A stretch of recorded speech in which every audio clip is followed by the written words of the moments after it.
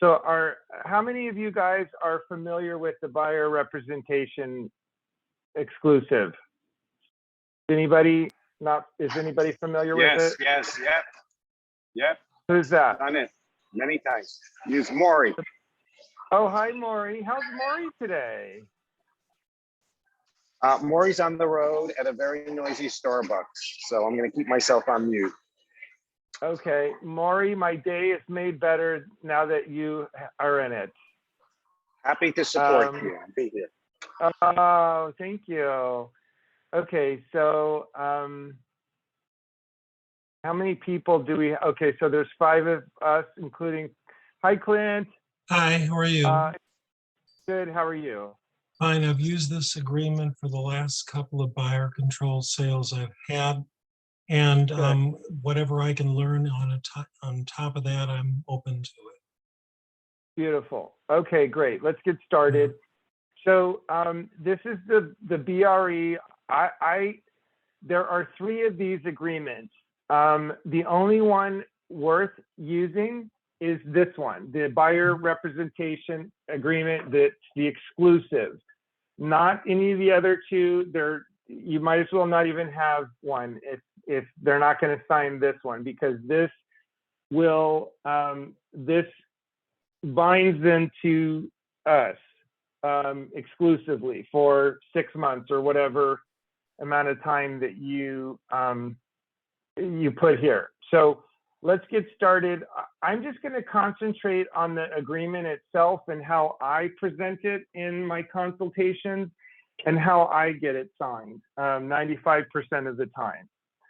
So I'll take someone out one time, and then after that, if they don't sign this or get pre-approved, they don't go out again, and I don't spend any more time on them. I've been doing this 25 years, and I learned the hard way. When I was new, I would take anybody out that I, picked up at an open house or, prospecting around town. And the truth is that clients don't respect our time. And so we have to teach them how to treat us, which means that we are going to have respect for them, and we want them to have respect back in return. We're a team, and we want this relationship to be a win-win. So I'll go through my whole buyer consultation, and I start with, I first have a phone conversation with a referral for 15 minutes and say, I want to, talk to you for 15 minutes over the telephone so we can set up a short consultation. Then I call them, get on the phone for 15 minutes, and I basically get the short story about what it is they're trying to do and their timing and so forth. And then I'll set up a Zoom consultation, which will usually take about 45 minutes. And if they ask, well, what are we going to go over in that time?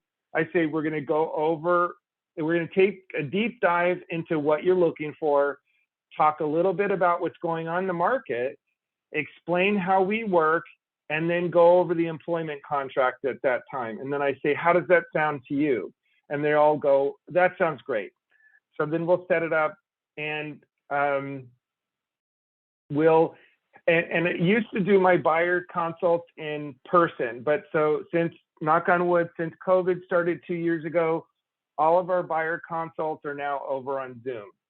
And our listings would be on Zoom too if we didn't need to see the property, but we do, and so people love this. I'll go through the script of that I used in my buyer intake form, and then I'll get to this place. Oh, and by the way, after that, in that 15-minute initial phone call, I'll also find out from there really quickly if they've been pre-approved or they pay in cash. And I like to tell them that, I'm also a licensed loan officer too. So I got that in the last 6 months to add more value to my clients, but I can't do my own clients' loans. It's unethical. But I do have a loan partner, and I tell them, the way that we set our clients up to win, things are still selling in multiple offers, over asking. And so sometimes some of these buyers coming in are cash.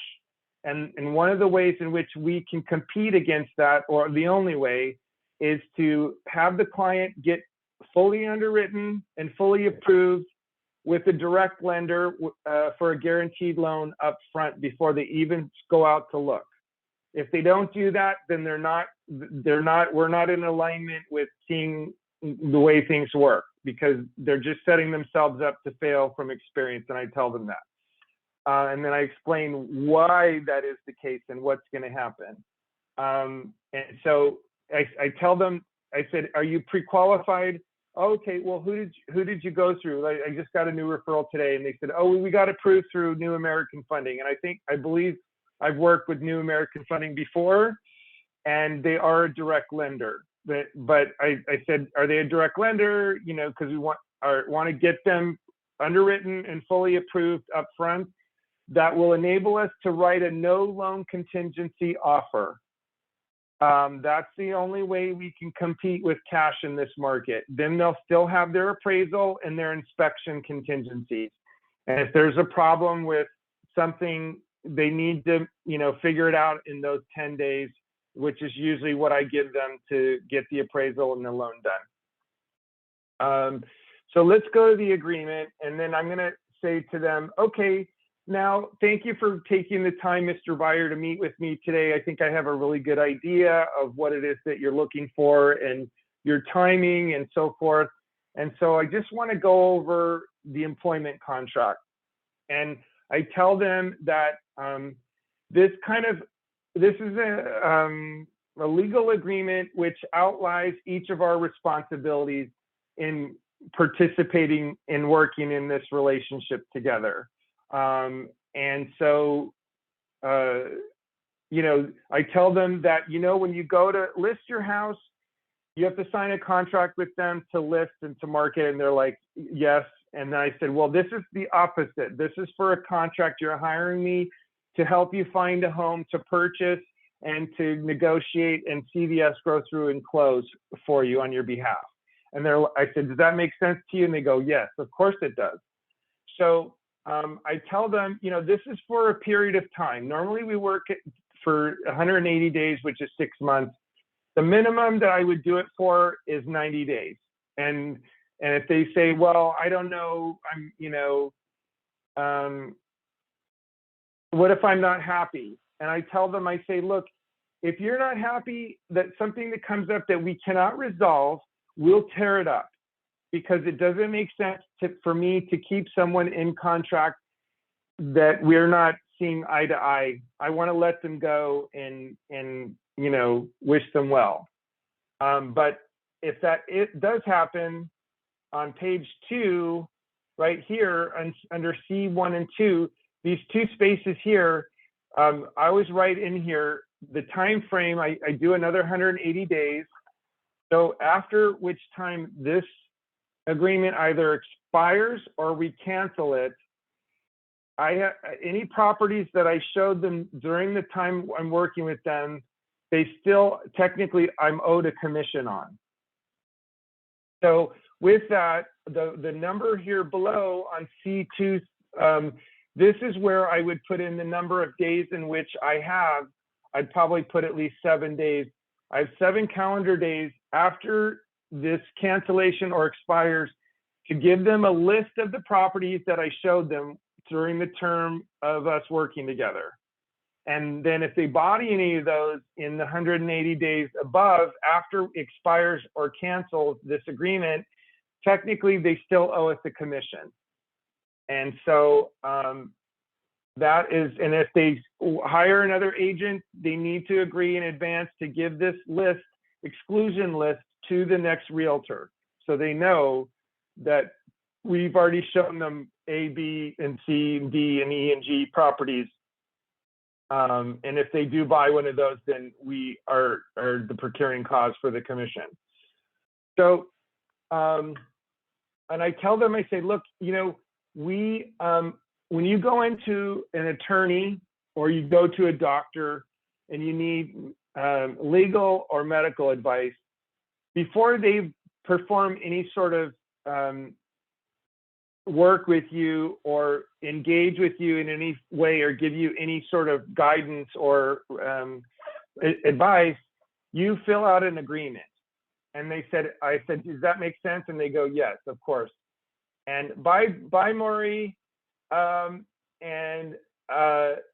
say, this is exactly the same thing. Those are legal professionals and medical professionals that you go to, experts for advice, and they have a contract that you enter into. Then you enter this contract with us.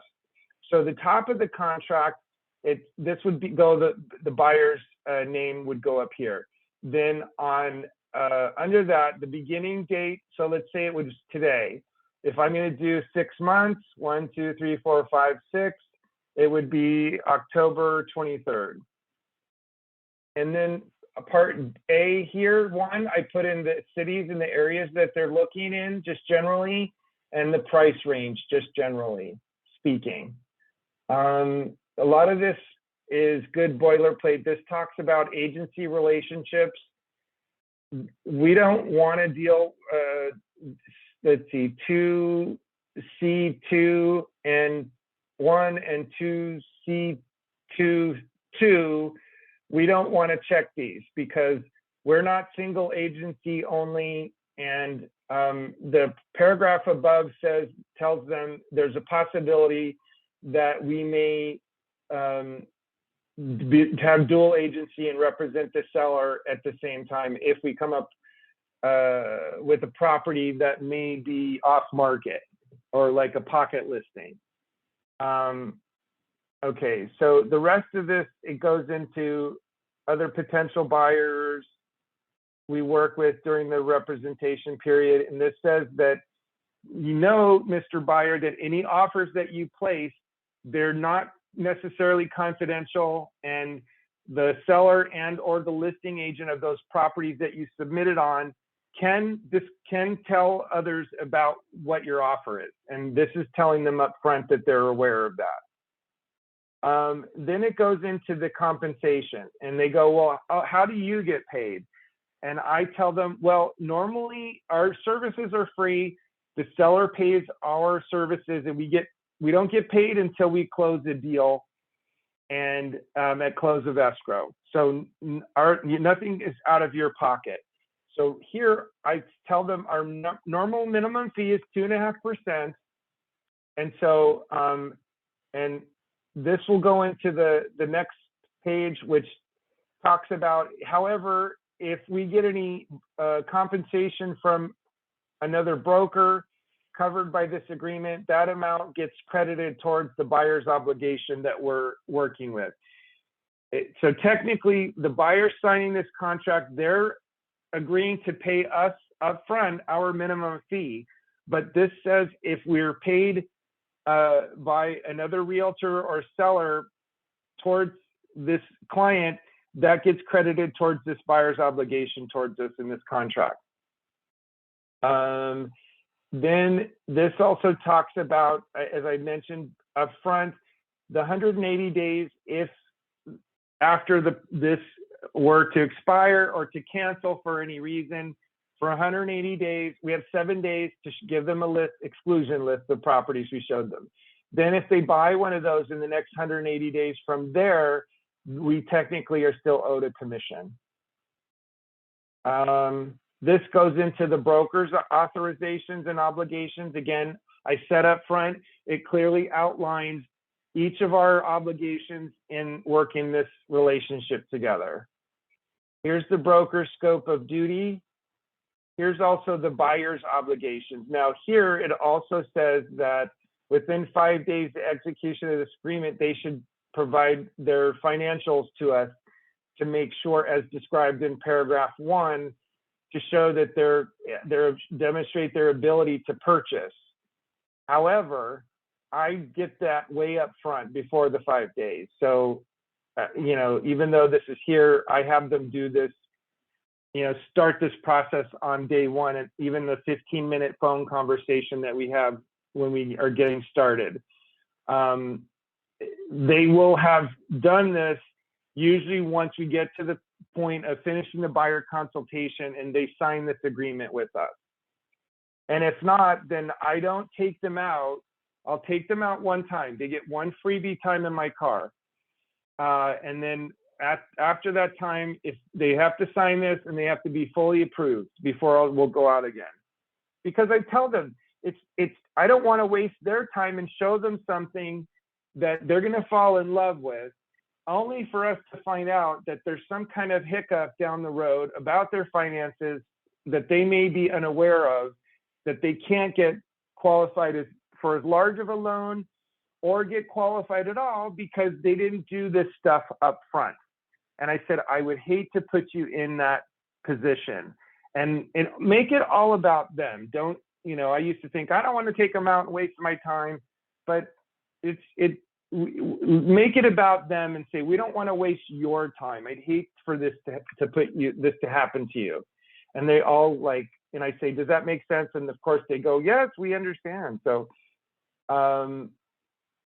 this says that under other terms and conditions, this includes the buyer's inspection advisory. We want them to get inspections. I won't allow a buyer to purchase a property through me unless they have their inspections done. Now, if it's a new construction property and they go, it's new construction, I really highly doubt anything's going to be wrong with it. I'll still tell them, I still suggest that you get an inspection done, but I would be okay with you signing a waiver in that instance. But you're saying that you are going against my advice and you're electing to, and you hold us harmless. But otherwise they need to have a sewer, a fireplace, a chimney, if there's a fireplace, and a sewer inspection. And if it's on a hill, they also need to have a geological inspection. And I tell them up front, if it's on a hill, it could be arranged up to $2,000 for total investment of the inspections. If it's not in the hills, then $800 to $1,000.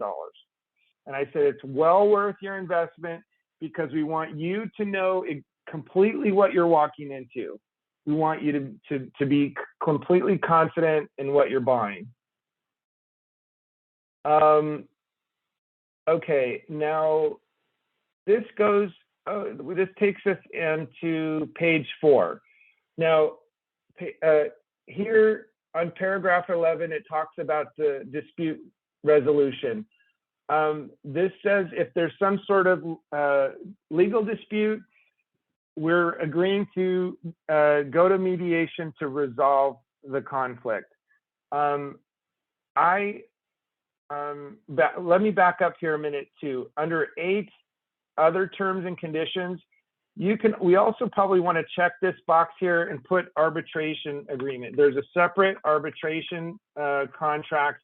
It's a 1-page in zip forms that we want to add to this.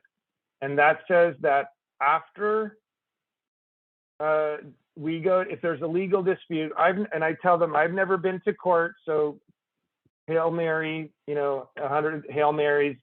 But if I were to, we're agreeing to go to mediation first to resolve the dispute. If we're unable to resolve it, then the arbitration form would come into play. And I tell them also too that if you're agreeing to it up front, you're stating that you're willing to go to arbitration. It is legally binding, and you cannot appeal. And the arbitrator is usually at least a retired judge with at least 5 years real estate experience, or an attorney with at least 5 years of experience of real estate experience. And they're the ones that sit in on the arbitration. You always want to get an unbiased, neutral third party mediator or arbitrator. I'm also a certified general mediator as well. I never, work as that, but I've gotten these extra things to add value to my clients. So the client would sign down here on page 4 that they read and understand this agreement. They've gotten a copy. And the agency disclosure is the first page here. this is when we take our real estate classes, this is the first form that they tell us before you do anything with a client, you're supposed to get an agency signed. And I mean, that's not always true for me. I have them sign an agency when we enter into a legal relationship, whether it's with a buyer or seller, then they sign the agency with, that's how I work. And I tell them, this talks about what the duties of the buyer's agents are, what's the duty of the seller's agent up here, and then if there's dual agency, the agent representing both the buyer and the seller here. And then I tell them down here that here are the seller and buyer's responsibilities. But this describes the statute of agency relationships. And the second page here is the copy of the actual statute and civil code, if they want to read that and have good bedtime reading. This next form, the Fair Housing and Discrimination Advisory, this just advises them that, you know, there are protected classes and we cannot discriminate in housing, in offering housing to an individual in any way, shape, or form.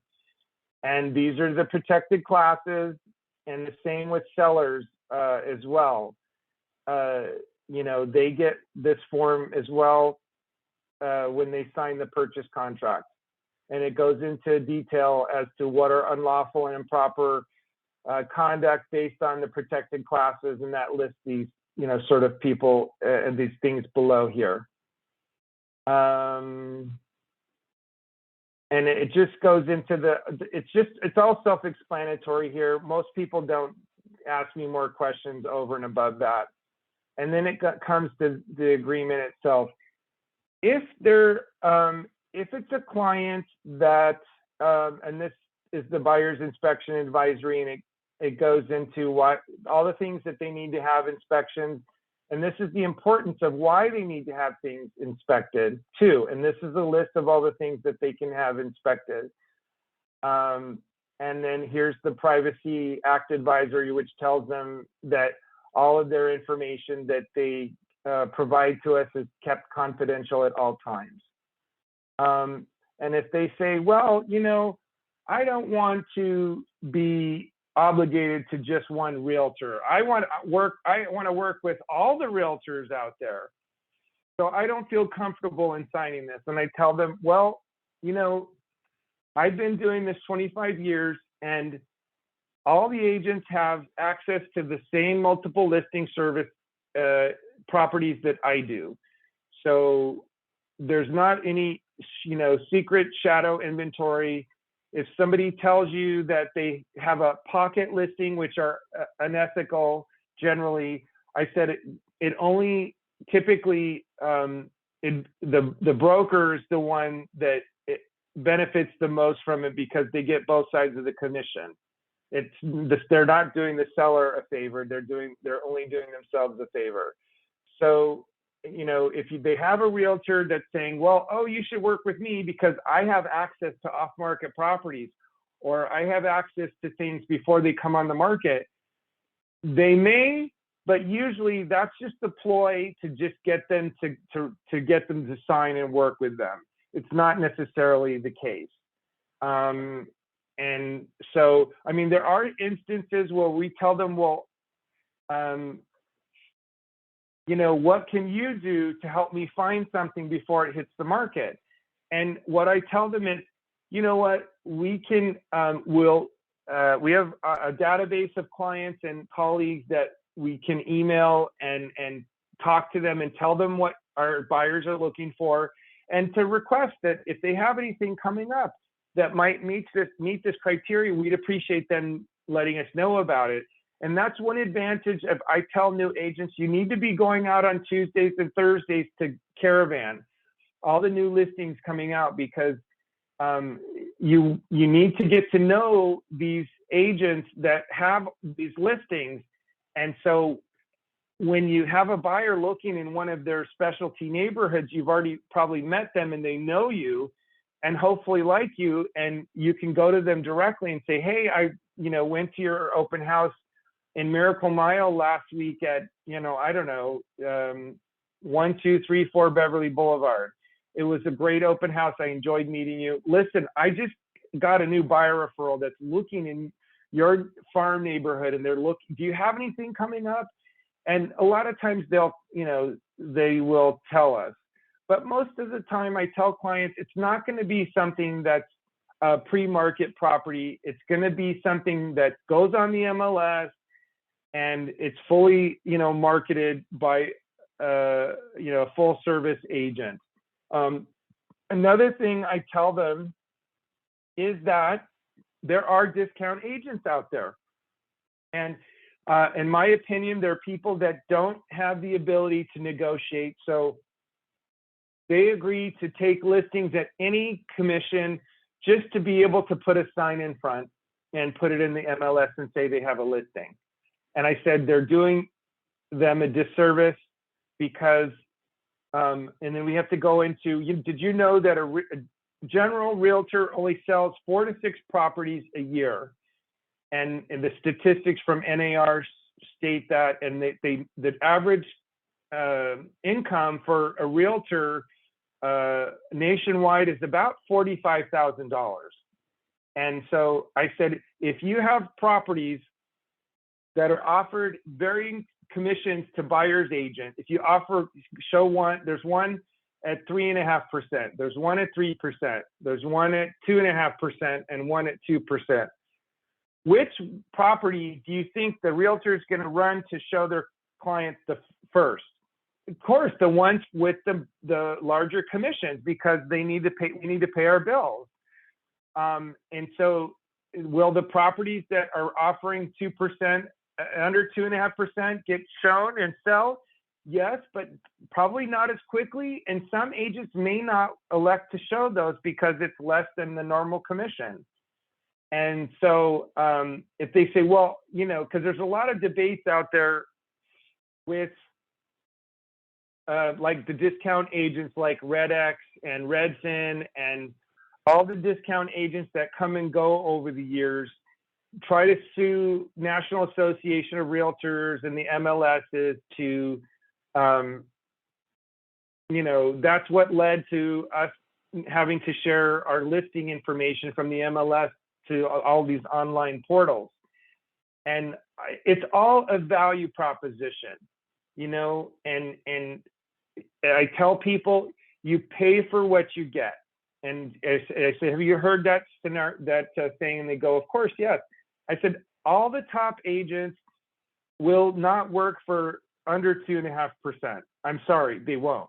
If you have somebody that's willing to do it for less than that, then you're not getting a top professional, because top professionals know what they're worth and know their value and are able to communicate it clearly to a client when they get asked these questions. And when I was new, I would take out anyone and pretty much do anything because I thought I had to, until I made a bunch of mistakes. And then I realized that buyers are not necessarily going to be loyal.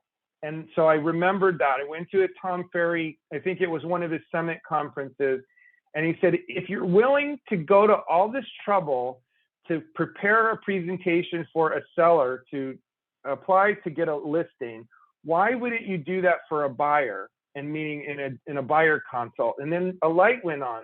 And it was like, oh my God, I've been doing this for like 5-6 years. And why am I not using this? The buyers, I call it the employment contract with clients. Because if you say buyer representation agreement, it can have a negative connotation to it. So I tell them it's the employment contract. And as far as I don't say commission, I say our brokerage fee. And instead of the commission. Again, commission can have a negative connotation to it. It's all how you reference it and present it to clients as to whether, and I say this is part of our process that we work with all of our, every buyer and every seller. So it's taken me a long time to embody this and knowing of what my value is. And I've had a lot of people, when I was new, when I pick up buyers at open houses and think I had clients and hadn't gone through this process yet and hadn't signed a buyer broker agreement. And then they go, oh, I call them the next week and they go, oh, I've been taking them out maybe a couple months, and they go, oh, well, you know what? We bought a house last weekend at an open house. And then I'm like, what? You what? And that's when I like got tired of, this happening. And when I went to the summit with Tom Ferry and I heard him say that, I thought, oh my God, I need to get behind this. And I heard agents talk about how they work with this form on their teams. And they just deliver it and say, this is how we work. This is part of our process. And if you come across saying that with an authority, no one's going to question you. Now it'll once you explain to them the commission element. Now I tell them if there's discount agents that don't know how to negotiate, they take listings and offer less than the normal 2.5%.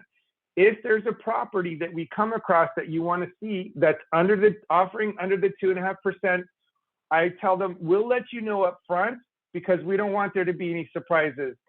And we'll still show it to you, but just know that after closing, if it's under the 2.5%, you, Mr. Buyer, will have to make up the difference between what's being offered and our minimum fee standard. Now, I will tell you this, you guys, that I have, gotten more flexible with that.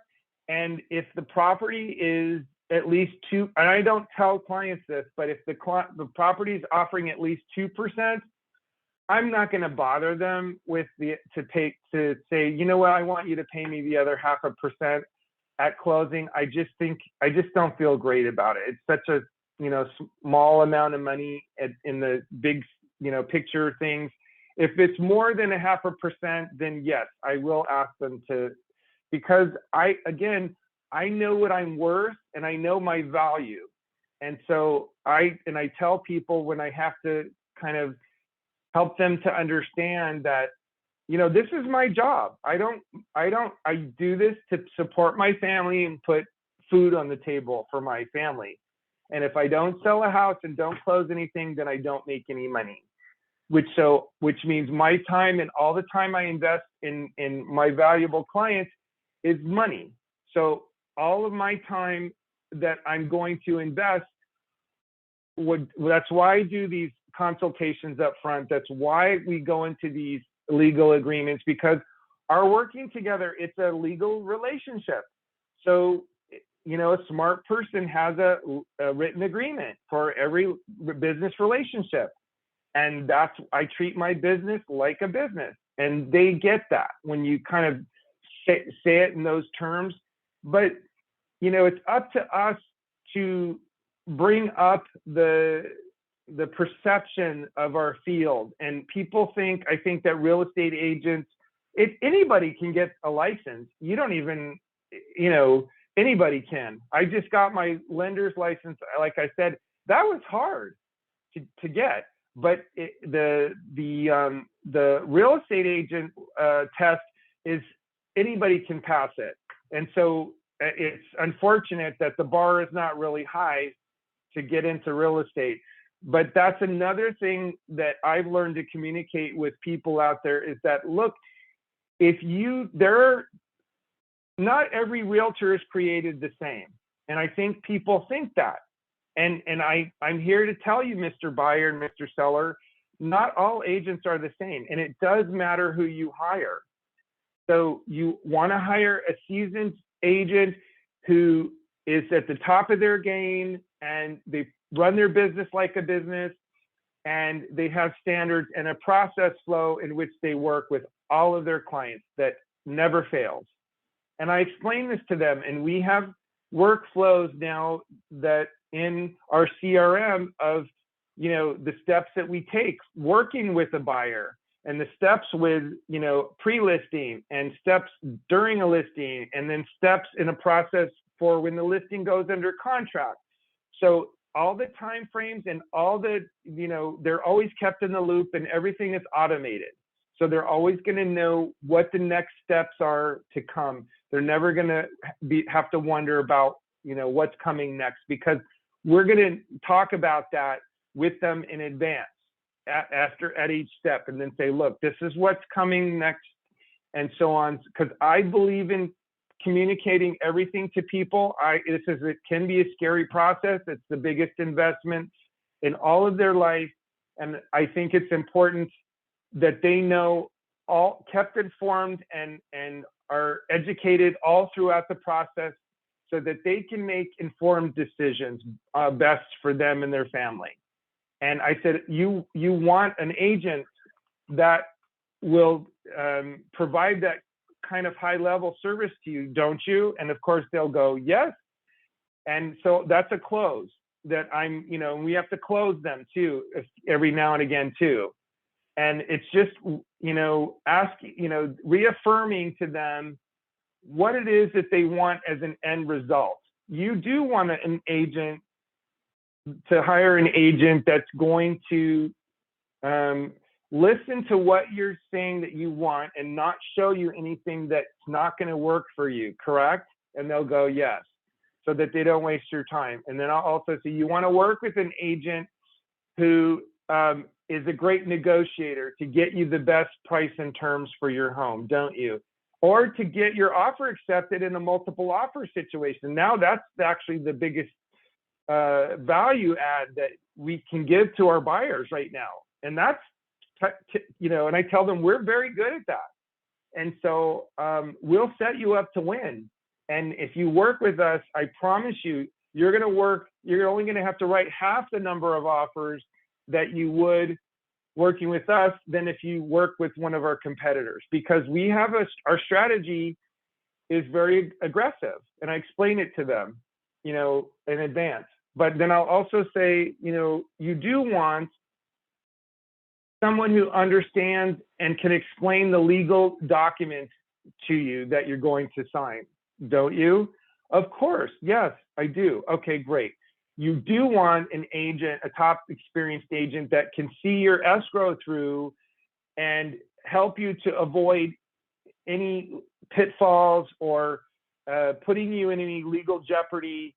And you do want an agent that's going to make sure that you close and get the keys on time, don't you? And they'll say, of course we do.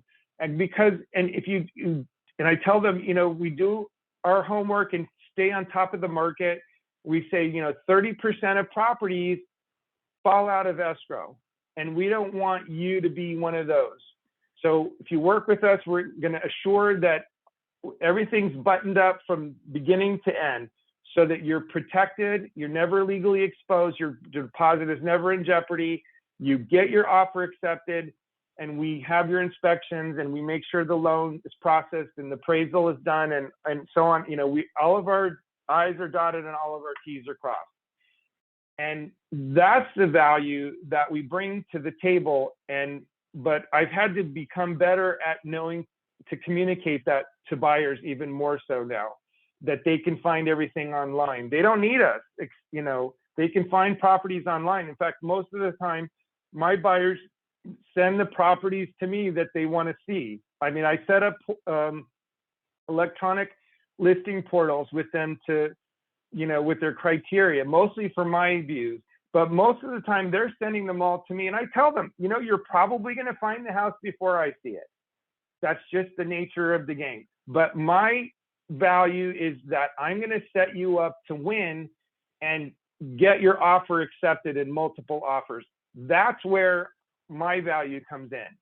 If you don't hire an agent that's going to help you get your offers accepted, you are going to write endless number of offers and be exhausted and still never ever buy a property if somebody doesn't know what the heck they're doing with this market. And they get it. And, you know, I think I try to stay on top of what's going on in the market, even if it's just looking at Keeping Current Matters, the KCM blog. I think most of us have seen that or know it. If you don't, Google it, Keeping Current Matters or the KCM blog, and you can sign up for free to get their newsletter. And even if you just stay on top of the things, their posts and their classes, they have one every Monday, I believe, on their Facebook page. I think this last week was about the recent rise in interest rates, and it was only about 15 minutes. I listened to it and I thought, I learned a lot. And they said, you know what, just because interest rates, history shows us that when interest rates have risen in the last 20 years, prices haven't gone down. They've continued to go up. And they showed the graph with that. And I was like, oh my God, I didn't know that. And so that was something that I learned, even being in the business this long, that's a great, easy, free resource that you can use, that, you know, because they do the homework for us up front. And make sure that you're going on to the the office team meetings each week to learn about new, changes in the market, new laws, new forms, new things, so that we're always kept in the know and are current with our clients. And we tell them, you know, I came to work at KW Larchmont because they're, you know, one of the 2 top offices in all of Los Angeles. And they are, you know, stay on top of all the recent trends and legal laws and disclosures and so forth. The people that work in our office are the best trained anywhere out there. And so that's pretty much it, you guys, as far as, you know, getting the agreement signed, and what my story is with my career and how I've become to start using it and how I get it signed 95% of the time. And so until I could get confident and know the value of why I'm using this in my business as part of my process, I will not get people to sign it, because I used to go, oh, well, they're not going to want to sign this. And I don't know, it's not, until I got past that, I couldn't get, because unless I stand behind it and am confident and explaining to them why we use this and what is their benefit of working with it, they're not going to get confident with it, and they're not going to sign it. But when I am confident and explain to them the value and why we work with it, they always, 95% of the time, sign it and go, okay, there may be some questions that they may have, that either about the commission or how it works. And I tell them, look, we're agreeing, we're going to be loyal to one another. I'm going to be loyal to you if you're going to be loyal to me. And I explained that to them too. And I said, aside from getting your property and negotiating and making sure the escrow closes in a timely manner without the least amount of hiccups, we also are going to be networking with all the agents in our office. We have a long list of all the Keller Williams agents in the area, email list that we email the buyers that we have out there, their criteria and what they're looking for. So we're always kept informed in front of all of our Keller Williams associates as far as what our buyers are looking. In case someone has something come up, they'll notify us right away. And that's what I say to them when I am pitching them for at a consultation. But again, I tell them 95% of the time, the property that you're going to probably buy from experience is going to be put on the market by a full service agent that will go on the MLS and be exposed to the whole market. And they'll have a set of open houses, and they'll usually set a deadline for offers. And that's how top agents, listing agents work. And I express that to them. They go, oh, okay. Because when I show buyers property, I tell them, look, we ask the email up front, why is the owner selling? What are the showing instructions? Is there an offer deadline? And why? and let's see, why is the seller moving? If it's available, do they have any offers? And is there an offer deadline? And if I show it to them and the client likes it, I'll go back and say, you know, I showed it to you. Thank you very much. My client wants to write. What's important to you for your seller that they want it to see in an offer? Are they just primarily price focused, or are they looking, you know, for a combination of price and terms? And I want to know that up front, and I want to call them and ask them this up front too, because before I send an offer over, I want to tell them in advance. Don't just send over an offer to a listing agent without first letting them know that you're sending an offer, because it's kind of like going to someone's house unannounced. It's like the rudest thing, you know, you could do, in my opinion, in a lot of cases. The same with an offer. If I get offers on my listing from brokers that haven't taken the time to at least text me or to email me that they have an interested party and they're writing an offer, I'm like going, who is this person? What, I don't even, do I remember from them seeing them at the open house? And I try to figure out where, you know, when they showed the property and find out more about their client. But you know, we should take the time to get in relationship with these listing agents and, you know, let them know, look, I'm in this to win it. And it's a win-win. We want a win-win scenario. So I solve problems and I get deals done and we close them. And I'm a problem solver. So, and I tell them that up front too. And that's in my, you know, cover email when I send an offer over. I've been in it 25 years. I'm a problem solver and I close deals and I'm easy to work with.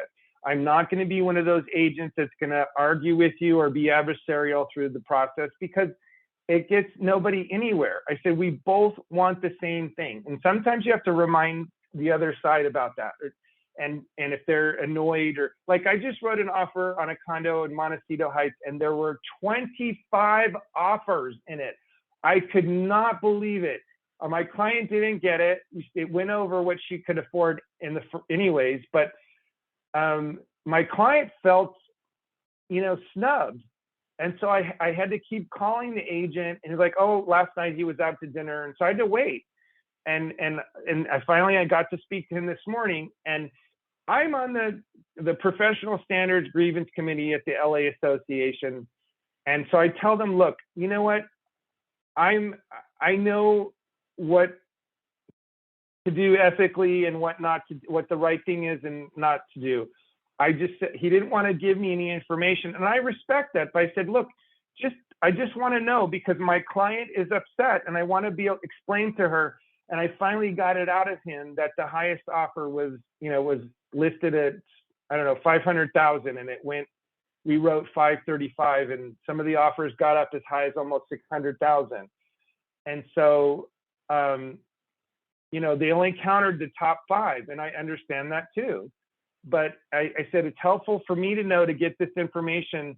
And I said, so what's the most you think this property is going to appraise for? And he said, well, you have the comps, you have the same information.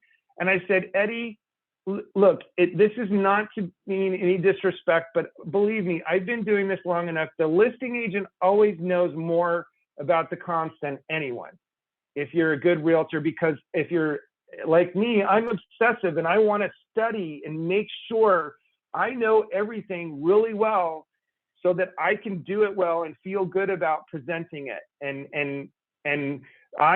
because of that, I know the comps better than most people, because I've taken the time and I approach things in that way. And so then he finally gave me the information. He didn't want to tell it to me. I said, like, look, I know we all have the same information. That's not what I know what I'm talking about. And I don't tell him this, but I do know what I'm talking about. But I say it in a way that's kind and in a, you know, look, I get where you are. Please understand where I'm coming from. I'm just, you know, anything you tell me, I'm not going to be held against you, because he was worried about that too. I said, don't worry. She just needs to know that it went over a certain price that she couldn't afford anyway. And he goes, I think it will only appraise between 5:25 and 5:30. And I said, thank you. That's exactly what we thought too.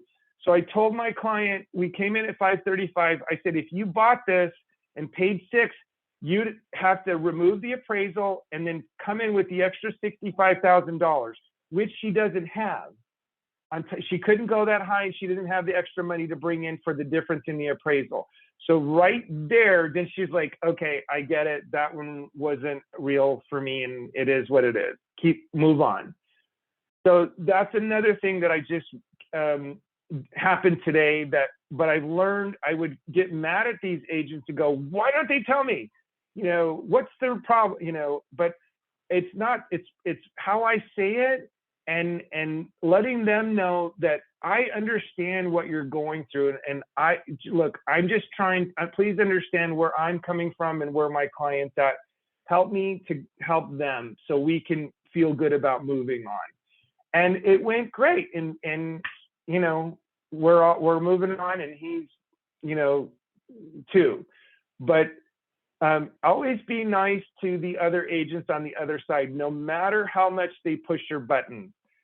Please find a way. If you are angry, when I started, I got easily upset. I had to, look, can I call you back and deal with the upset off the phone, so I can come back and go, okay, with the level head, and go, okay, what can we do to solve this problem?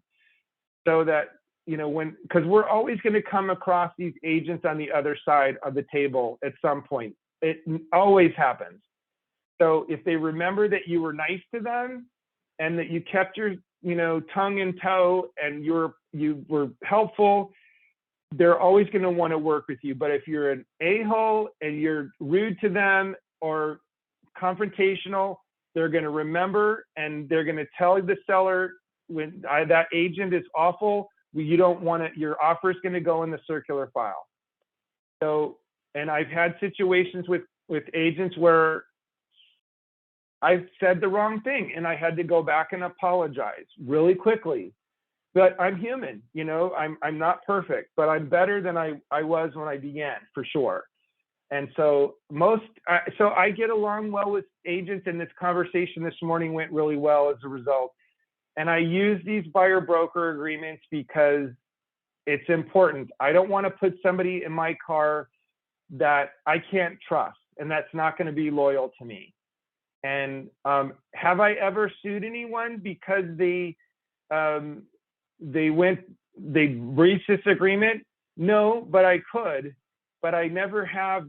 And I've had a situation where they did go behind my back and had another agent show them properties. And this was a past client of mine. And I had to release him because I was so upset. We had a buyer broker agreement, but I knew if I went and enforced this, first of all, I have to get our broker to agree to it. And a lot of brokers won't because it's their reputation. But people most of the time think, okay, I have a legal agreement. They're going to honor this, generally speaking. I don't have a problem. Every now and again, there's someone that's not honest and ethical and not trustworthy and may break it. And I'm going to go after them. It's going to take me more energy in here and in my heart to hold the resentment, to pursue it and to file the complaint, than to just let it go and to move on and serve the new clients that are coming into my life. If I sit with the resentment and think, oh, they're owing to me legally, yes, but guess what? I'm going to hold this resentment and be angry through the process, and I'm going to block any other abundance that's coming my way. So it's better to cut your ties and go, it was a lesson learned, and try to see the signs in advance that you don't have that occur again. Oh, okay. Can you please share your contact number and email? Yes. I do mentor new agents. I was in the Los Feliz office, and now I'm here recently, and I'm happy to help. And call me anytime, even if you have a mentor. I'm happy to help in any way I can. So I hope that's helpful to you guys. And I can't believe I just kept it at just over an hour. So yay. And this form, by the way, you guys, is in Zip Forms. They haven't updated this. The most recent version, you can see at the bottom left-hand corner here on my screen, is December 2018, BRE revised. That's the most recent version of it. And only use the exclusive one. Do not use any of the other ones. Otherwise, it's not worth it. Because they're not agreeing up front to be exclusive to you. Does anybody have any questions, Clint or Damasio? Yeah, now you mentioned the arbitration and the buyer-broker agreement, the clause there, but isn't it already still in the purchase contract also? It's still in the purchase contract, but evidently in December 2018, they took the arbitration clause out of the buyer-broker agreement and just left mediation here. So see, it says right here, I think I'm still sharing my screen. Yeah. Under 11C, it says right here, it talks about CAR form ARB. That's the arbitration form. They took it out. If you want to put it back in, you have to get the ARB form and have them sign it in addition to this as well, which is what I would recommend as well. Which I'll do. Thank you. Any questions, Damasio?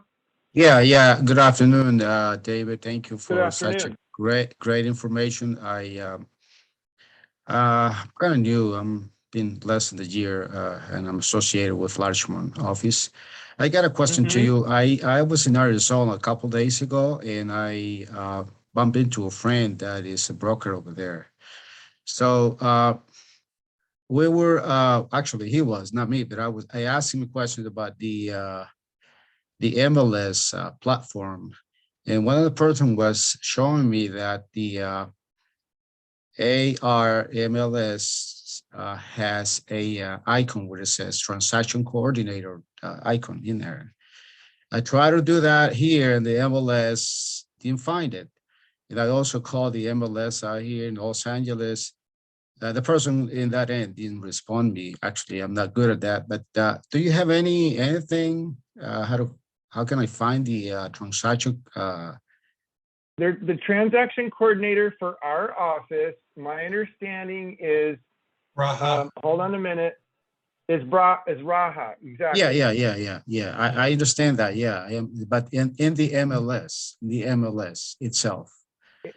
In the MLS. Transaction desk. Pardon me, transaction desk.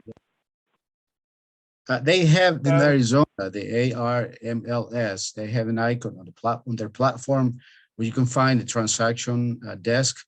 And the reason on my question is this, we were, getting a little bit of mentorship in there and how to fill out the zip forms.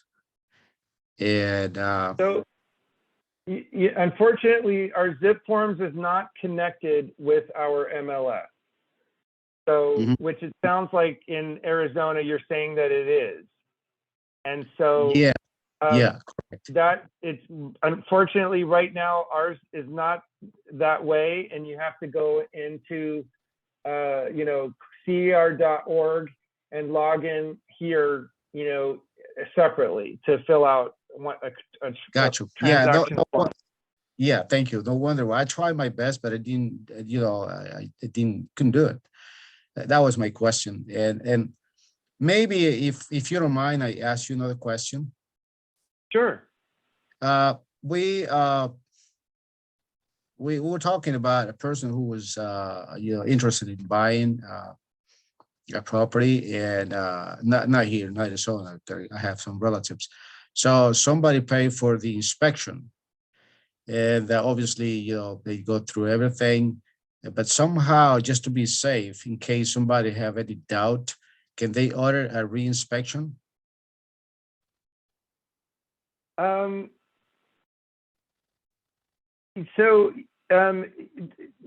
Is your friend under contract now on a property?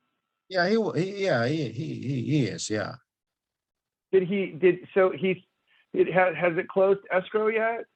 No, not yet. Okay, did he have his own inspections yet? Yes.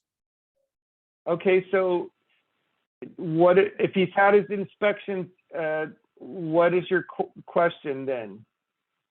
No, He already knows he knows the full extent of the condition? yes, but the question came across just in case somebody comes up in the next, say, say 3 months or something. And for some reason, the house has any problem and the inspection was cleared. So, It's important to make sure that you hire the best inspectors possible. And that means talking to the other top agents in the area there to ask them what inspectors do they use, so that they are the most thorough and don't miss things. I mean, home inspectors are human beings just like we are, and they make mistakes just like realtors do from time to time.